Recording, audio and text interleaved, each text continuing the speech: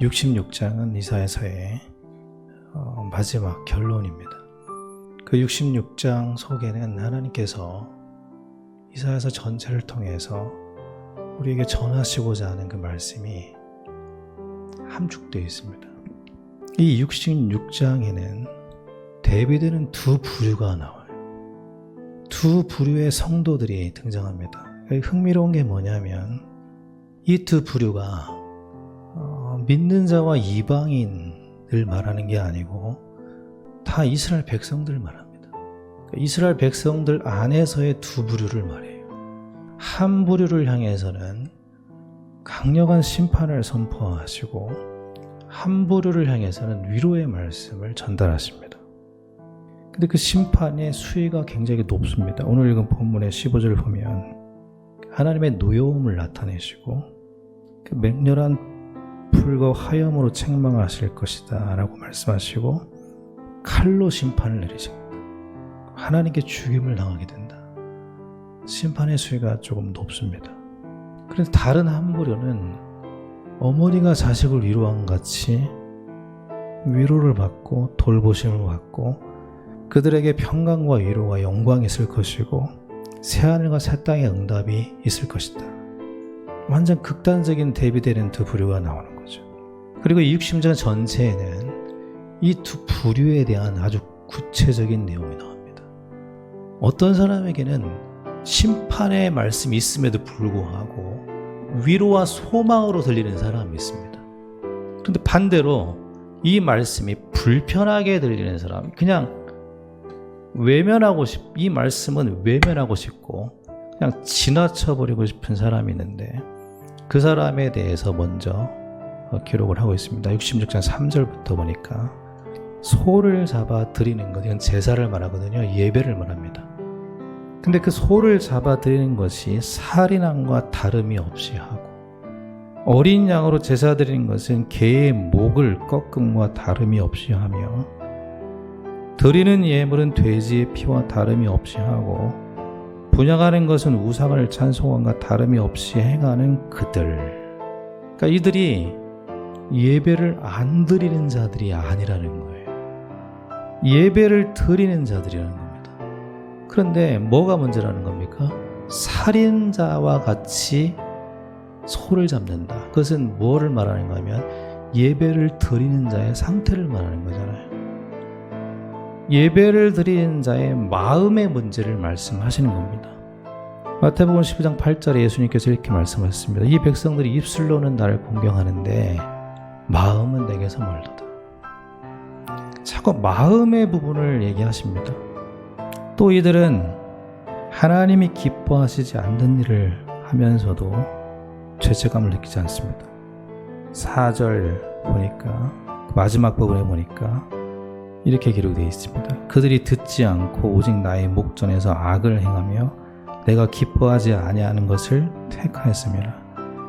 하나님이 기뻐하지 않는 것을 택한다는 거예요. 그런데 하나님께서 이들에게 내리는 심판의 첫 번째 내용이 뭐냐면 다시 4절 앞부분을 보겠습니다. 나 또한 유혹을 그들에게 택하여 주며 그들이 무서워하는 것을 그들에게 임하게 하리니. 그러니까 하나님께서 그들에게 주는 첫 번째 심판의 내용은 뭐냐면 그들이 선택한 길을 가도록 내버려 두신다는 겁니다. 로마서 1장 24절에 그러므로 하나님께서 그들을 마음의 정욕대로 더러움에 내버려 두사. 그럼 네가 선택한 길로 한번 가봐 하고 내버려 두신다는 겁니다. 그런데 그 길에는 자기 기준으로 따르는 길에는 그 뒤에는 두려움이 따라온다는 겁니다.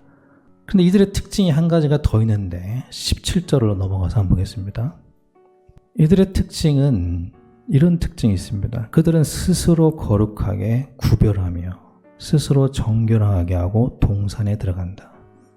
그러니까 그들은 하나님이 기뻐하지 않는 악을 행하면서도 뭘 하냐면 우리는 너희들과 다르다라고 구별한다는 겁니다. 그런데 중요한 것은 그들이 아닙니다. 하나님께서 이 66장 마지막 결론의 말씀을 주시는 대상은 심판받을 사람이 아니라 하나님의 위로를 받을 자들입니다. 그들은 어떤 사람이냐? 구체적으로 또 기록이 되어 있습니다. 2절에 보니까 누구냐면 나 여호와가 말하노라 내 손이 이 모든 것을 지었으므로 그들이 생겼느니라. 무릇 마음이 가난하고 심령에 통회하며 내 말을 듣고 떠는 그 사람은 내가 돌보려니와. 지금 하나님이 새하늘과 새 땅을 창조하실 것이고 모든 평강과 영광으로 위로할 사람들, 그 대상들이 누구냐면 여기 기록된 사람들이라는 겁니다. 하나님의 은혜를 사모하는 자, 가난한 자들, 심령이 가난한 자들, 그리고 자기 자신으로 인해서 통회하는 자들이, 또 하나님의 말씀을 마음 깊은 곳에서 경외하는 자들, 하나님께서 그들을 위로하시고 돌보시겠다라고 말씀하십니다. 19절에 이렇게 기록되어 있습니다. 내가 그들 가운데서, 여기서 그들은 심판의 대상들이에요.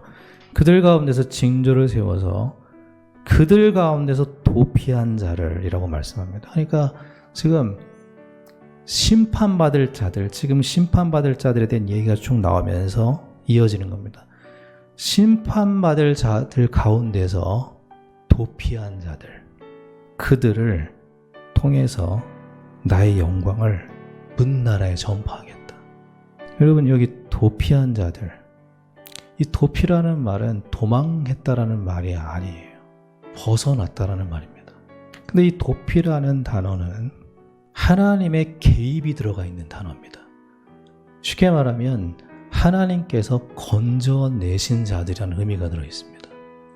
사람들은, 강한 사람들, 많이 가진 사람들이, 높아진 사람들이 하나님의 영광을 드러낸다라고 생각하지만 하나님은 엎드린 사람을 통해서 하나님의 영광을 드러내신다고 말합니다. 하나님의 영광은 인간의 능력에서 나오는 것이 아니라 하나님의 은혜에서 나오는 것이기 때문에 그렇습니다. 하나님의 은혜 아니면 우리는 아무것도 아닙니다. 고린도후서 4장 7절에 이렇게 말씀하고 있습니다. 우리가 이 보배를 질그릇에 가졌으니 이는 심히 큰 능력은 하나님께 있고 우리에게 있지 아니함을 알게 하려 함이라. 하나님은 강한 자가 아니라 하나님 앞에 엎드린 자를 통해서 하나님의 영광을 나타내십니다. 우리는 어떻게 해야 됩니까? 아멘 하고 화답하시길 바랍니다. 우리 모든 성도님들의 삶에 하나님의 영광이 가득하여서 그 영광이 가정에 전달되길 바랍니다.